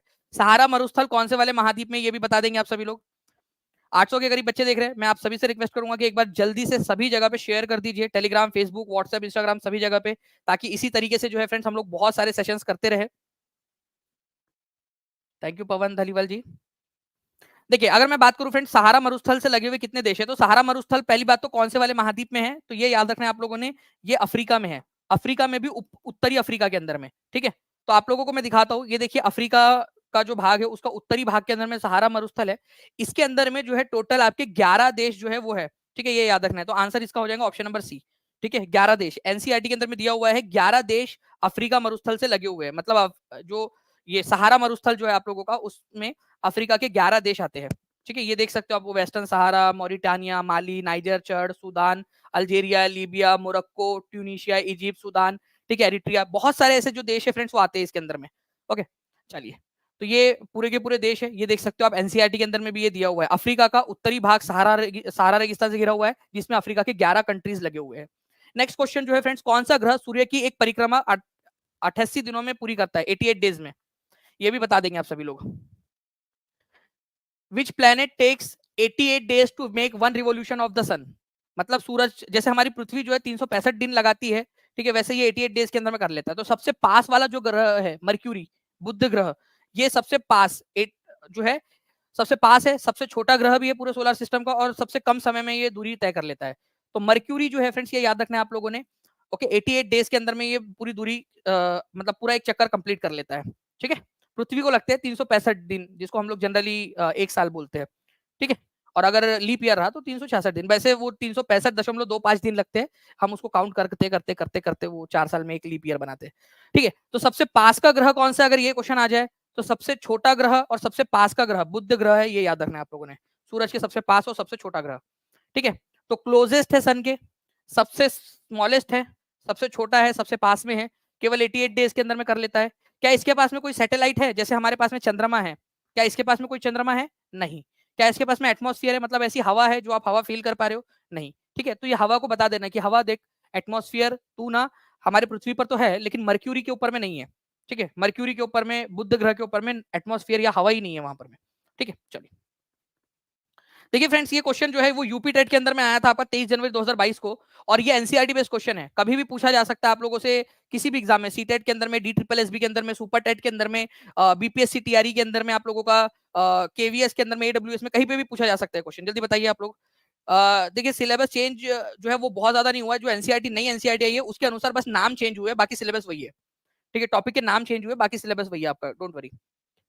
तो योग दर्शन जो है फ्रेंड्स, उसके लेखक कौन है ये बताना पूछा है आप लोगों से। तो योग दर्शन, देखिए मैं अगर आपसे बात करूं, हमारे भारत के अंदर में 6 जो है इंपॉर्टेंट दर्शन है। जैसे कि अगर आपसे पूछा जाए कि योग दर्शन, तो योगा, रामदेव बाबा का पतंजलि याद कर लेना आप लोग, पतंजलि ऋषि पतंजलि जी ने उसकी स्थापना की थी। ठीक है, जैमिनी, ठीक है, इन्होंने कौन सा वाला जो है दार्शनिक परंपरा की शुरुआत की थी? मीमांसा, मम्मी और मौसी, ऐसा याद रख लेना आप लोग। सांख्य दर्शन कपिल ने स्टार्ट किया था। वेदांत दर्शन जो है वेद व्यास जी ने। ठीक है, और वैशेषिका दर्शन जो है वो कनद ने। अगर न्याय लेना है तो गौतम बुद्ध के पास जाएंगे, ऐसा याद रखने के लिए। बाकी ये ऋषि गौतम अलग है, ऋषि गौतम अलग है, और ये न्याय दर्शन उन्होंने दिया था। बट हम अब वो वाले ऋषि गौतम को नहीं जानते, गौतम बुद्ध को तो जानते हैं, न्याय प्रिय व्यक्ति, तो ऐसा याद रख लेना आप लोग थोड़ा सा। ठीक है, अगर मैं लास्ट में आप लोगों से पूछूं ये, ठीक है, तो आप लोग आंसर कर पाओगे क्या? कितने लोग टारगेट लेते हैं इसको लास्ट में मेरा आंसर करने का? टीम से मैं रिक्वेस्ट करूंगा कि प्लीज एक क्वेश्चन डाल दिया जाए, जोड़ियां मिलाने वाला फॉर्म में। मैं आप लोगों को लास्ट में एक क्वेश्चन दूंगा, अगर चैलेंज एक्सेप्ट करते हो तो बताइए, एक बार पढ़ लो इसको। देखो, मम्मी और मौसी, ठीक है, जैम खिलाते आपको, जैमिनी हो गया, मीमांसा दर्शन जैमिनी। योग करना है पतंजलि, ठीक है, न्याय करना है तो गौतम बुद्ध के पास चले जाएंगे, गौतम ऋषि गौतम। ठीक है, वेदांत वेद व्यास जी, याद हो गया आपको। संख्या, बहुत सारी संख्या में कपिल देव ने विकेट लिए थे, कपिल, ऋषि कपिल याद रखने के लिए, कपिल देव ने बहुत सारे विकेट लिए थे, वो ना 1983 में हमको वर्ल्ड कप जिताया था जिन्होंने, सांख्य दर्शन। ठीक है, चलिए, निकिता कुमारी बोल रहे हैं कि पहले एसएसटी बहुत बोरिंग लगता था, लेकिन आपसे पढ़ने से अच्छा लगता है, आपकी क्लास का इंतजार मैं डेली करती हूँ, चाहे सीटेट हो या बीपीएससी टीआरई दोनों का। Thank you very much Nikita ji, बहुत प्यारे से कमेंट के लिए आपके। और वैशेषिका कनद, ठीक है, देखो शिख है, वैशेषिका, वैशेषिका जो है किसी की ननद है तो कन्नद है, ऐसे याद रख लेना आप लोग। ओके, चलिए, आप लोगों ने चैलेंज एक्सेप्ट कर लिया फ्रेंड्स। ठीक है, 700 लाइक्स भी हो चुके हैं, 850 बच्चे जुड़ चुके हैं। मुझे लगता है कि आज हम लोग टारगेट कंप्लीट कर सकते हैं, हर किसी बच्चे ने अपना अपना योगदान देते रहना है। निम्नलिखित में से कौन से महाद्वीपीय संहति के निर्माण के मुख्य खनिज है? महाद्वीपीय संहति, ठीक है, कंटिनेंटल क्रस्ट जिसको कहा जाता है, ठीक है, इसको कंटिनेंटल परपटी भी बोल सकते हो आप लोग, परपटी। ठीक है, कंटिनेंटल मास या कंटिनेंटल क्रस्ट इसको बोला जा सकता है। ओके, तो कंटिनेंटल क्रस्ट क्या चीज है, ध्यान से समझिए आप सभी लोग। देखिए फ्रेंड्स, कंटिनेंटल क्रस्ट की अगर मैं बात करूं, तो हम हमारी पृथ्वी को 3 हिस्सों में बांट सकते हैं। सबसे ऊपर वाला हिस्सा है उसको क्रस्ट बोला जाता है, परपटी। बीच वाला जो हिस्सा है उसको बोलते हैं मेंटल, ठीक है, मेंटल। ठीक है, और जो अंदर वाला हिस्सा है उसको बोलते हैं कोर। अब ये जो सबसे ऊपर वाला हिस्सा है ना, इसको बोलते हैं परपटी या क्रस्ट, बहुत पतली लेयर है, केवल 1% बनाती है। इसको भी 2 पार्ट में बांट सकते हैं हम लोग। एक होता है जहां पर में महाद्वीप हो, जिस पर हम लोग खड़े हैं, ठीक है, महाद्वीप। और एक है महासागर वाला जिसके ऊपर में समुद्र है। तो यहां पर में जो महाद्वीप वाली परत है वो ज्यादा मोटी है और वो किससे बनी है, सिलिका और एल्यूमिनियम, सियाल से बनी है, सिलिका और एल्यूमिनियम से। और जो महाद्वीप वाली परपटी है, ओशियन वाली ओशियन जिसके ऊपर में ओशियन है, वो पतली है और सिलिका और मैग्नीशियम से बनी है। ओशियन वाली जो है आपकी ओशियन, और कॉन्टिनेंट वाली सिलिका और एल्यूमिनियम से बनी है। ठीक है, सियाल। तो ऐसे याद रखना है आप लोगों ने। जो कॉन्टिनेंटल मास है, जो कॉन्टिनेंट है जिसके ऊपर में हम खड़े रह सकते हैं यहाँ पर में, ठीक है, जिसपे हम लोग खड़े रह सकते हैं, ये वाला आप लोगों का, इसको कॉन्टिनेंटल क्रस्ट कहा जाता है। ये सिलिका और एल्यूमिनियम से बनी है। और ये जो जिसके ऊपर में महासागर है, ओशियनिक क्रस्ट, ये बनी है सिलिका और मैग्नीशियम से, सीमा। ठीक है, तो सीमा डुबा देंगी, ऐसा याद रखना है आप लोगों ने। ठीक है, लड़की का चक्कर बाबू भैया, लड़की का चक्कर। ठीक है, तो समुद्र में डूब सकते हो ना आप लोग, महाद्वीप में थोड़ी डूब सकते हो आप लोग। ठीक है, ओके, ठीक है। तो ये आप लोगों ने थोड़ा सा इसको याद रखना है फ्रेंड्स। ठीक है, सिलिका और एल्यूमिनियम इंपॉर्टेंट। अब देखिए, एक इसी तरीके का एक क्वेश्चन आप लोगों से पूछा गया, समुद्री क्रस्ट क्या बनाती है, आप लोग बताइए जल्दी से। सही बात कह रहे हो भारती मिश्रा जी, आप भी सही कह रहे हो।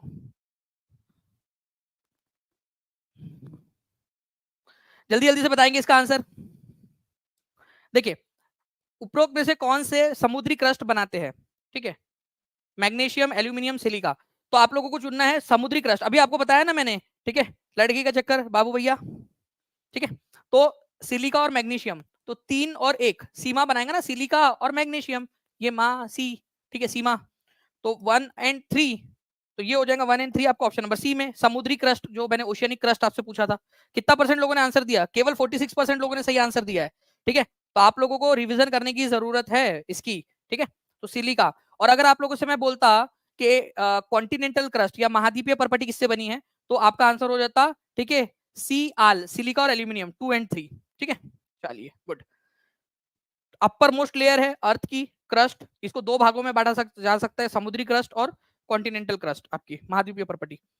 और ये केवल 1% बनाती है हमारी पृथ्वी का। हमारी पृथ्वी को 3 भागों में बांट सकते हैं, क्रस्ट, मेंटल और कोर के अंदर में। चलिए, कंटिनेंटल क्रस्ट ज्यादा मोटी है। ठीक है, कंटिनेंटल क्रस्ट ज्यादा मोटी है, ये सियाल से बनी हुई है, सिलिका और एल्यूमिनियम से। और ओशियनिक क्रस्ट जो है वो सीमा। ठीक है, सीमा पतली है, और सीमा पतली होनी चाहिए, सीमा को मोटी बोल के देखो तुम, तुम्हारी हड्डी फसली ना तोड़ दे तो बताना वो। तो सीमा जो है पतली है, महाद्वीपीय परपटी। ओके, तो महासागरीय परपटी या जो है ओशियनिक क्रस्ट जो है आप लोगों की 5 किलोमीटर की है। कंटिनेंटल क्रस्ट जो है फ्रेंड्स 35 किलोमीटर, सियाल, ये याद रखेंगे। नेक्स्ट क्वेश्चन की तरफ में आगे बढ़ते हैं हम लोग। ओके, उससे पहले एक बहुत बड़ी घोषणा आप लोगों के लिए फ्रेंड्स, सीटेड स्कोर बूस्टर आप लोगों के लिए। आपको पता है, जब आप लोग पढ़ते हो और जब मैं वीडियो में समझाता हूँ, ठीक है, उसमें आप लोगों को एक फर्क दिखता है। जब आपको कोई समझाता है तो आपको ज्यादा अच्छे से समझ आता है ना। तो फ्रेंड्स, आप लोगों के लिए जो है हम जो है वो टॉप क्वालिटी की 20 मॉक टेस्ट सीरीज लाए हैं आप लोगों के लिए। ठीक है, टॉप क्वालिटी की, जिसके अंदर में, ठीक है, आप लोगों को, ठीक है, यहाँ पर में 20 मॉक टेस्ट मिलेंगी। ठीक है, जिसमें वीडियो सॉल्यूशन भी आप लोगों को मिलेगा। वीडियो सॉल्यूशन का मतलब होता है कि उसमें आप लोगों को वीडियो, जब आप टेस्ट दोगे, ठीक है, तो उसके बाद में एक वीडियो मिलेगा जिसके अंदर में आप लोग जो है चेक कर पाओगे कि आपका इसका आंसर ये है तो क्यों है, पूरा एक्सप्लेनेशन के साथ में। और जो इसके अंदर में टेस्ट रहेगा वो भी हाई क्वालिटी रहेगा। इसको हमने जो है फ्रेंड्स आपका जो है इसको हमने वीडियो सॉल्यूशन के साथ में है ये आप लोगों का। ठीक है, अगर आपको केवल टेस्ट लेनी है तो आप लोग जो है केवल टेस्ट लेनी है आपने, तो ये 199 का कोर्स है आज के लिए, ये 49 रुपीज में मिलेगा। और वीडियो सॉल्यूशन के साथ में आपको लेना है तो 149 रुपीज में मिल जाएगा आपको। ये 20 मॉक टेस्ट आपको मिलेंगी। ठीक है, और उसके बाद में जब 20 मॉक टेस्ट आप दे दोगे तो 30 मॉक टेस्ट आप लोगों के लिए और ओपन हो जाएंगी। ठीक है, मैं आपको बताता हूँ कैसे। देखिए ध्यान से यहाँ पर में कि ये जो लेवल रहेगा 20 मॉक टेस्ट का, ये कैसा रहेगा, ये आपकी 4 लेवल में डिवाइडेड रहेंगी, 4 लेवल। ठीक है, पहला रहेगा लेवल 1, लेवल लेवल 1, लेवल 1। ठीक है, फिर रहेगा आप लोगों का लेवल 2, लेवल 2 की टेस्ट रहेंगी आप लोगों की। लेवल 1 लेवल 2 मतलब ये इसमें कंपैरेटिवली क्वेश्चन थोड़े से इजी रहेंगे, इसमें टफ। और फिर रहेगा लेवल 3, ऐसे 5-5 करके हम लोग जो है लेवल 4 5-5 टेस्ट आप लोगों के लिए करेंगे, ताकि आप लोगों की प्रिपरेशन हाई लेवल की हो जाए। ये आप लोगों को जो है फ्रेंड्स जो है आपको मिल जाएंगी पेपर 1 के लिए भी। ठीक है, पेपर 2 में सोशल स्टडीज के लिए भी मिल जाएंगी, और पेपर 2 के अंदर में साइंस एंड मैथ्स के लिए भी मिल जाएंगी आप लोगों के लिए आज। ठीक है, ये 299 रुपीज का है। ठीक है, लेकिन आज के लिए आपका 149 रुपीज के अंदर में आपको मिल रहा है। उसके बाद में जो है फ्रेंड्स आपको केवल मॉक टेस्ट देनी है, आपको वीडियो सॉल्यूशन नहीं चाहिए, तो 49 रुपीज के अंदर में भी आप लोग ले सकते हो, जैसे आपका है मर्जी, केवल आज के लिए। और जो पेड स्टूडेंट है, टीचिंग परीक्षा के पेड स्टूडेंट्स है, उन लोगों के लिए फ्री। ठीक है, जितने भी पेड स्टूडेंट्स हैं जिन्होंने पहले से टीचिंग परीक्षा का सीटेट का कोर्स लिया हुआ है, उन लोगों को कोई देने की जरूरत नहीं है, उन लोगों को डायरेक्टली ये जो वीडियो सॉल्यूशन वाला कोर्स है उनको फ्री में दिया जा रहा है। ठीक है, चलिए आगे बढ़ते हैं हम लोग फ्रेंड्स। यहाँ पर मैं हमारे इस क्वेश्चन का आंसर आप लोग जल्दी से करिए, जल्दी बताइए इस पर्टिकुलर क्वेश्चन का आंसर क्या होगा। अभी थोड़ी देर पहले मैंने आप लोगों को इसके बारे में बताया था।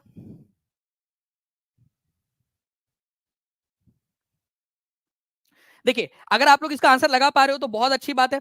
ध्यान से देखिए इस क्वेश्चन को। न्याय जो है किसने दिया था, न्याय के लिए किसके पास जाओगे आप लोग? टीचिंग परीक्षा का एप्लीकेशन डाउनलोड कर लेंगे हर कोई बच्चा। गूगल प्ले स्टोर पे जाइए, टीचिंग परीक्षा का एप्लीकेशन डाउनलोड कर लेंगे आप लोग। ठीक है, वहां पर में मिल जाएगा आप लोगों को। ठीक है, या नीचे में एक नंबर चल रहा है उसके ऊपर में भी कॉल या व्हाट्सएप कर सकते हो आप लोग। ठीक है, जैसे ही क्लास खत्म होंगी उसके बाद से आप लोग परचेस करना स्टार्ट कर सकते हो। ओके, तो देखिए फ्रेंड्स, अगर हम लोग बात करें, ठीक है, तो न्याय दर्शन जो है ये दिया था ऋषि गौतम जी ने। ठीक है, ऋषि गौतम ने। उसके बाद में वैशेषिक दर्शन जो है फ्रेंड्स ये दिया था ऋषि कनद ने। योग दर्शन पतंजलि जी ने। वेदांत दर्शन दिया था, ठीक है, आप लोगों का वेदांत दर्शन की अगर हम लोग बात करेंगे, ठीक है, तो वो दिया था फ्रेंड्स आपके, ठीक है, वेद व्यास जी ने। शंकराचार्य ने दिया था, वेद व्यास जी ने दिया था। तो यहाँ पर में वेद व्यास जी होना चाहिए। ठीक है, वेद व्यास, वेदांत दर्शन वेद व्यास जी ने। ठीक है, वेद व्यास जी ने, वेद व्यास, ठीक है, व्यास, वेद व्यास जी ने। ठीक है, तो दो की डी की जोड़ी दो के साथ में लगेंगी इस तरीके से। तो आंसर आप लोगों का क्या हो जाएगा? ठीक है, वेदांत दर्शन जो है वेद व्यास जी ने दिया था। मीमांसा दर्शन जैमिनी जी ने दिया था। योग दर्शन पतंजलि जी ने। न्याय दर्शन गौतम जी ने। और वैशेषिक दर्शन कनद जी ने। ठीक है, संख्या दर्शन कपिल जी ने दिया था। तो इस तरीके से आप लोग याद रख सकते हो। ओके, चलिए, तो ये आप लोगों का जो है फ्रेंड्स आंसर हो जाएगा। ठीक है, तो आंसर इज ऑप्शन नंबर आप लोगों का। ठीक है, क्या हो जाएगा अगर हम लोगों ने वहां पर में अरेंजमेंट कर दिए तो? ए का 3 हो जाएगा आप लोगों का। ठीक है, बी का 1 हो जाएगा। सी का 4 हो जाएगा। और डी का जो है वो 3 हो, डी का जो है 2 हो जाएगा। ठीक है, तो यहाँ पर में आंसर जो है आपका option number B is the correct answer यहाँ पर में। ठीक है, चलिए कोई नहीं, आगे बढ़ते हैं हम लोग फ्रेंड्स। यहाँ पर में आपको बताना which one of the following is not a characteristics of minerals. निम्नलिखित में से कौन सा एक खनिज जो की विशेषता नहीं है? ठीक है, कौन सा वाला खनिजों की विशेषता नहीं है? जल्दी बताइए, इस पर्टिकुलर क्वेश्चन का भी आंसर कर देंगे आप सभी। निम्नलिखित में से कौन सा एक खनिज की विशेषता नहीं है? ये प्राकृतिक प्रक्रियाओं द्वारा निर्मित होते हैं। खनिज जो होते हैं, चाहे आपका लोहा हो, नमक हो, जो भी चीजें, ये प्राकृतिक प्रक्रियाओं के द्वारा निर्मित होते हैं, केमिक नेचुरल प्रोसेस से। आप इसको नहीं बना सकते। तो ये सही है आप लोगों का। आपसे गलत वाला पूछा है। इनका एक निश्चित रासायनिक संगठन होता है। हर किसी का एक जो केमिकल कंपोजिशन होता है। केमिकल चीज से बने हुए हर किसी का एक डेफिनेट केमिकल कंपोजिशन है। इसी वजह से तो अलग अलग है। अगर सबका समान केमिकल कंपोजिशन होगा तो सब सारे मटेरियल समान ही होंगे, अलग अलग कैसे होंगे? ठीक है, दे आर इनएग्जॉस्टेबल, मतलब इनको कभी खत्म ही नहीं कर सकते। ऐसा थोड़ी है अगर आपने बहुत ज्यादा यूज कर लिया तो वो खत्म हो जाएंगे। तो ये गलत है आपका कि ये असीम है। नहीं, वो सीमित होते हैं। ठीक है, उनका वितरण असमान है। बिल्कुल सही बात है कि कहीं पे ज्यादा है कोई मिनरल, कहीं पे कम है। जैसे कि आपका स्विट्जरलैंड ले लीजिए, वहां पर में कोई भी मिनरल मौजूद नहीं है। ठीक है, स्विट्जरलैंड में कोई मिनरल मौजूद नहीं है। ठीक है, तो असमान रूप से वितरित है, कहीं पे ज्यादा है कुछ चीजें, कहीं पे कम है, इस प्रकार से आपका। ठीक है, ये पूरा का पूरा है। तो असीमित है ये बोलना गलत हो जाएगा क्योंकि वो सीमित मात्रा में है। तो खनिज जो है वो सीमित है, असीमित नहीं है। अच्छा, ये प्राकृतिक रूप से बनते हैं नेचुरली या फिर हम बनाते हैं इसको? ये नेचुरली बनते हैं। ठीक है, ये नेचुरली बनते हैं, ये याद रखना है आप लोगों ने। ठीक है, और इनका डिस्ट्रीब्यूशन अनइवन है, अनइवनली। जैसे कि स्विट्जरलैंड नाम का देश है, उसमें कोई है ही नहीं। क्वेश्चन आया था सीटेट में कि कौन सा देश है जहां पर में आपको कोई नॉन केमिकल वो मिलता ही नहीं है मिनरल, तो स्विट्जरलैंड में। ठीक है, देखिए विश्व की 75% से अधिक जनसंख्या कहां पर में निवास करती है? 2 महाद्वीप ऐसे हैं जिनको अगर मिला दिया जाए तो विश्व की 75%, मतलब 3/4 आबादी वहीं पे निवास करती है। ठीक है, सोशल आर्मी जल्दी जल्दी से जो है आप लोगों ने 1000 लाइक्स क्रॉस करवाना है। हर एक बच्चा अपना अपना कंट्रीब्यूशन देता रहेगा। चलिए, तो देखिए 75% से अधिक जनसंख्या निवास करती है कहां पर में? एशिया और अफ्रीका को अंदर में अगर आप लोग मिला दे तो। ठीक है, तो एशिया सबसे बड़ा महाद्वीप, सेकंड नंबर पे आता है अफ्रीका। तो अगर इन दोनों को मिला देंगे हम लोग तो 2/3 3/4 जो आपकी जनसंख्या वो यहीं पे निवास करती है। ठीक है, 3/4 का मतलब होता है 3/4, मतलब 75%। तो 75% जनसंख्या यहीं पे निवास करती है, ये याद रखना है आप लोगों ने। ओके, तो एशिया और अफ्रीका इसका आंसर हो जाएगा, एशिया एंड अफ्रीका। ठीक है, a is the correct answer. Next question की तरफ में आगे बढ़ते हैं हम लोग। विश्व की कुल जनसंख्या का 90% भूमि क्षेत्र क्या है? ठीक है, मतलब अगर पूरी दुनिया का, ठीक है, 90% भूमि क्षेत्र ले ले हम लोग, तो वहां पर में कितने लोग रहते हैं? ये एनसीईआरटी के अंदर में लाइन दी गई है आप लोगों की। यहां पर में बेसिकली बोला गया है कि जनसंख्या का 90% जनसंख्या पूरी दुनिया की कितने प्रतिशत भू क्षेत्र में रहती है? 90% जनसंख्या पूरे दुनिया के केवल 30% एरिया में रहती है, और बाकी 70% क्या है? पूरी तरह से खाली है क्या वो? अगर मैं कहूं कि 70% जो बच 30% एरिया में रहती है 90% जनसंख्या, ठीक है, तो क्या 70% पूरी तरह से खाली है? हाँ या ना में जवाब दीजिए आप लोग। आप समझदार बच्चे हो, आप लोग बता सकते हो मुझे। 90% 30% एरिया में रहती है, तो 70% एरिया बच गया। 70% एरिया पूरी तरह से खाली है क्या? नहीं। 70 भूमि क्षेत्र की बात करो, मैं भूमि के इलाके की, मैं मतलब पूरे पृथ्वी की बात नहीं कर रहा हूँ, भूमि क्षेत्र की बात करो, जितना भी भूमि अवेलेबल है, ठीक है, उसमें से जो 10% लोग हैं वो इस 70% में रहते हैं, क्योंकि 10% बचे भी तो है ना, वो हवा में थोड़ी तैर रहे हैं, यहाँ पर में कहीं ना कहीं तो रह रहे। आप ऐसा मत करिए कि वो पूरी पृथ्वी ले लिया आपने। पृथ्वी पर जो जमीन है उसका 30% लेना है आपने, ठीक है, उसका 30% जो है उसमें 90% लोग रहते हैं, और जो 70% जमीन बची हुई है उसमें 10% लोग रहते हैं आपके, ठीक है। ओके, तो ये आप लोगों ने याद रखना है फ्रेंड्स। ओके, बाकी रैंक बूस्टर सीरीज के बारे में या स्कोर बूस्टर सीरीज के बारे में मैंने आप लोगों को बता दिया है कि 20 मॉक टेस्ट प्लस आप लोगों को मिलेंगे, हाई क्वालिटी मॉक टेस्ट है 49 रुपीज में। अगर आप वीडियो सोल्यूशन के चाहते हो जिसमें वीडियो सोल्यूशन आप लोगों को मिले, लेवल 1, लेवल 2, लेवल 3, लेवल 4 इस प्रकार से रहने वाला है ये पूरा का पूरा आप लोगों का, तो 149 है आज के लिए, अदरवाइज कल से जो है आप लोगों को जो है 299 रुपीज के अंदर में मिल जाएगा ये, ठीक है। चलिए आगे बढ़ते हम लोग यहाँ पर में, और जो बच्चों ने टीचिंग परीक्षा का सीटेट का कोर्स लिया हुआ है उन लोगों के लिए उसके अंदर में कोर्स में इंक्लूडेड है। Thank you very much Priyanka ji. तो देखिए फ्रेंड्स, अगर अकबरनामा के बारे में निम्नलिखित कथनों पर विचार कीजिए। अकबरनामा अबुल फजल द्वारा लिखी गई है।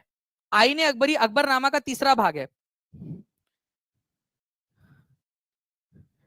पूनम जी देखिए, वो जो है ना 49 रुपीज, ये आपका शायद से 1 महीने का जो इंटरनेट का रिचार्ज होता है उससे भी 3 गुना कम है ये, ठीक है।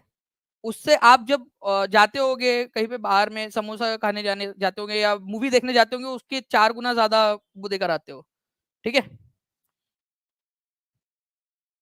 या आप कहीं पे इधर उधर चले गए, आप एक बार रेस्टोरेंट चले गए तो कम से कम आप लेकर आ जाते हो। चाय भी 10 रुपए की मिलने लगी आजकल कई जगह पे, ठीक है। तो अकबरनामा अबुल फजल द्वारा लिखी गई है। आईने अकबरी अकबरनामा का तीसरा भाग है। देखिए अब अकबरनामा जो नाम की पुस्तक है, ठीक है, ये अबुल फजल ने लिखी है, जो अकबर के दोस्त भी थे और उनके दरबारी भी थे, बिल्कुल सही है। अब अकबरनामा 3 खंडों में लिखी गई है, 1 2 3, 1 2 3। इसका जो तीसरे नंबर का भाग है उसका नाम है आईने अकबरी, तो तीसरा भाग है उसका वो, ठीक है। आईने अकबरी अकबरनामा का तीसरा भाग है, ये भी बिल्कुल सही है, ठीक है। तो आंसर हो जाएगा आपका option number C, both 1 and 2 are true, ठीक है। तो ये आप लोग याद रख सकते हो। तो आंसर होगा आप लोगों का, ठीक है, बोथ 1 and 2 आर ट्रू। अब आप लोगों से क्या पूछा था, करेक्ट वाला ही पूछा था ना, तो आंसर बोथ हो जाएगा ऑप्शन नंबर, ठीक है, सी। तो Akbarnama was written by Abul Fazal, ठीक है, अबुल फजल ने इसको लिखा था, ठीक है। और जो है इसका आंसर सी हो जाएगा आप लोगों का, both 1 and 2 are true. Akbarnama Abul Fazal द्वारा लिखी गई है, ठीक है। और इसका तीसरा पार्ट है ये भी सही है आप लोगों का। तो अबुल फजल ने इसको लिखा है, ये याद रखना है आप लोगों ने। और 3 वॉल्यूम की पुस्तक है अकबरनामा, जिसमें से तीसरे नंबर का पार्ट है आईने अकबरी, ठीक है। आईने अकबरी के अंदर में तीसरे वाले पार्ट के अंदर में अकबर के प्रशासन के बारे में जानकारी दी गई है, अकबर के आर्मी के बारे में, जोग्राफिकल एरिया के बारे में, उस समय में लोगों को कितना वेज मिलता था, कितना सैलरी मिलती थी, कितना जो है वो कितने किस चीज के कितने दाम थे, कितने क्रॉप्स में कितनी यील्ड होती थी, मतलब कितनी फसल उगती थी वगैरह वगैरह दिया था इसमें। देखिए भारतीय संविधान में निम्नलिखित में से किस प्रथा को भारत के नाम पर एक कलंक और धब्बे के रूप में मनोनीत किया गया है? बताइए जल्दी से। Thank you very much Anjali Sharma ji for understanding.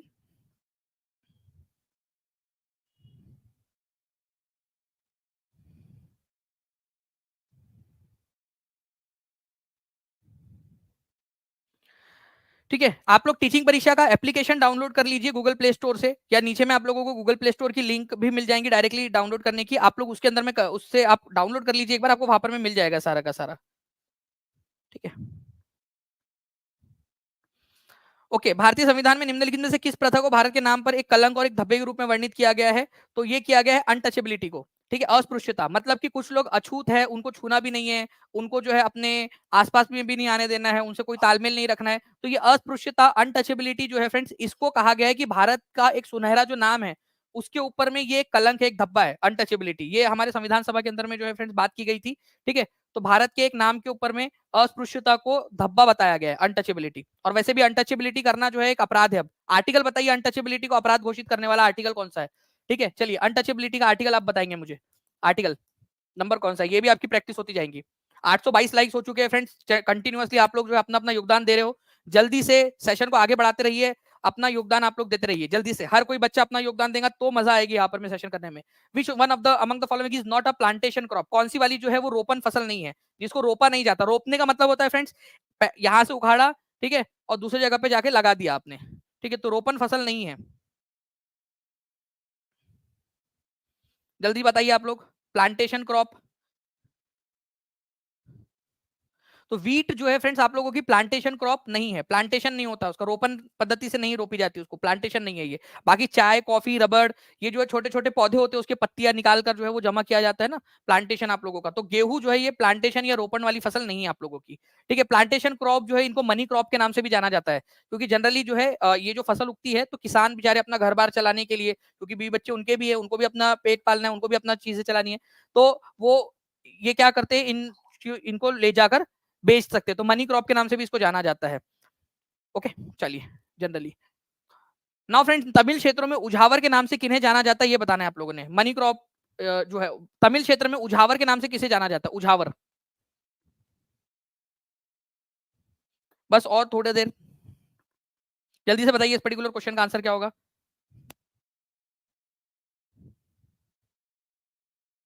देखिए फ्रेंड्स, अगर मैं उझावर की बात करूं आप लोगों से, तमिल क्षेत्र के अंदर में, साउथ इंडिया के अंदर में, ठीक है, एक आपको स्लाइड दिखा रहा हूं मैं, ठीक है, जो बड़े बड़े लैंड ओनर्स होते थे, बड़े बड़े भूस्वामी होते थे, उनको वेल्लालर कहते थे। क्या कहते थे? वेल्लालर। ठीक है। जो साधारण हलवाहे होते थे, मतलब कि जो छोटे किसान होते थे, उनको उझावर या उणावर कहा जाता था। ठीक है, उझावर या उणावर उनको कहते थे।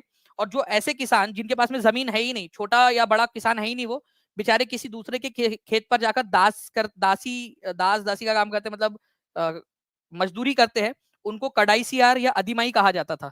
कड़ाई सियार या अधिमाई। ओके, कड़ाई सियार या फिर अधिमाई। ठीक है, तो ये याद रखना है फ्रेंड्स, वेल्लालर, उझावर, कड़ाई सियार, अधिमाई। ठीक है, ये किसको किसको क्या कहते थे? बड़े भूस्वामियों को वेल्लालर कहते थे, साधारण हलवाओं को उणावर या उझावर कहते थे, और भूमिहीन मजदूरों को कड़ाई सियार या अधिमाई कहते थे। तो उझावर या उणावर जो है फ्रेंड्स, ये ऑर्डिनरी साधारण हलवाहक जो होते थे उनको कहा जाता था। भूमिहीन किसानों को कहते थे आप लोग कड़ाई सियार, कड़ाई सियार, कड़ाई सियार या अधिमाई। ठीक है, अधिमाई के नाम से जाना जाता था। और बड़े जमींदारों को जो है आप लोग वेल्लालर कहते थे, वेल्लालर, वेल्लालर। ठीक है, ये आपको याद रखना है। तो ऑर्डिनरी प्लफमैन या साधारण हलवा या छोटे किसान। नाउ नेक्स्ट क्वेश्चन की तरफ में आगे बढ़ते हैं फ्रेंड्स। सिंह सभा कब शुरू हुई थी? आपकी ये बताना है आप लोगों ने, सिंह सभा कब शुरू हुई थी? ठीक है, सिंह सभा। तो देखिए पहली सिंह सभा कब हुई थी? सिंह सभा के ऊपर में अक्सर क्वेश्चन पूछा जाता है आप लोगों का। देखिए सिंह सभा सबसे पहली बात तो क्यों हुई थी? जो सिख थे, सिख धर्म के जो लोग हैं, वो लोग सुपरस्टिशन या अंधविश्वास में जो है वो उसके साथ में जूझ रहे थे। अंधविश्वास बहुत फैल गया था, कास्ट डिस्टिंक्शन था, जाति प्रथा फैल गई थी। ठीक है, बहुत सारी ऐसी प्रैक्टिसेस थी जो नॉन सिखिज्म की थी, सिख धर्म के खिलाफ थी। उनको पवित्र करने के लिए, उनको दूर करने के लिए सिंह सभा मूवमेंट चलाया गया था। पहली सिंह सभा आयोजित की गई थी अमृतसर में 1873 में। फिर दूसरी सिंह सभा आयोजित की गई 1879 में लाहौर में। तो सिंह सभा का आयोजन सबसे पहले अमृतसर में किया गया था 1873 में। इसका मेन मकसद था सिख लोगों के अंदर में से सुपरस्टिशन और जो अंधविश्वास है, जातीय भेदभाव है, और गैर सिख जो चीजें हो रही है उसको खत्म करना। इसी कड़ी में 1892 में एक खालसा कॉलेज की स्थापना की गई थी अमृतसर में। ठीक है, तो ये चीजें थी। इसका मेन मकसद ये भी था कि मॉडर्न जो टीचिंग्स है उनके साथ में सिख धर्म की टीचिंग्स को मिलाया जाए, मॉडर्न टेक्निक भी सिखाई जाए। ठीक है, तो पहली सिंह सभा कब आयोजित हुई थी? ये आप लोग मुझे कमेंट करके बताइए जल्दी से। ठीक है, आंसर होगा ऑप्शन नंबर, ठीक है, जो आप लोगों का 1873 में हुई थी, तो इसका आंसर जो है आप लोगों का फ्रेंड्स ऑप्शन नंबर बी हो जाएगा। यहाँ पर मैं आप लोग करेक्शन कर लेना इसके अंदर में, option number B is the correct answer. ठीक है, उसके बाद में जो है फ्रेंड्स, अगर मैं आपसे बात करूं कि कहां पर में हुई थी, तो ये आंसर आप लोग मुझे कमेंट के अंदर में बताएंगे कि कहां हुई थी पहली सिंह सभा, कहां पर में आयोजित हुई थी। ठीक है, तो कहां पर में आयोजित हुई थी ये भी बता देंगे आप लोग। इसके अलावा आप लोगों को मैं बता दूं, जितने भी बच्चे जो टीचिंग परीक्षा का एप्लीकेशन अभी भी डाउनलोड नहीं किए वो लोग कर सकते हैं friends. Score booster mock test अगर आपको चाहिए, ठीक है, तो 49 रुपीज के अंदर में आप लोगों को मिल जाएंगी। अगर वीडियो सॉल्यूशन के साथ में चाहिए तो 149 रुपीज के अंदर में आप लोग इसके अंदर में एनरोल कर सकते हो, ठीक है।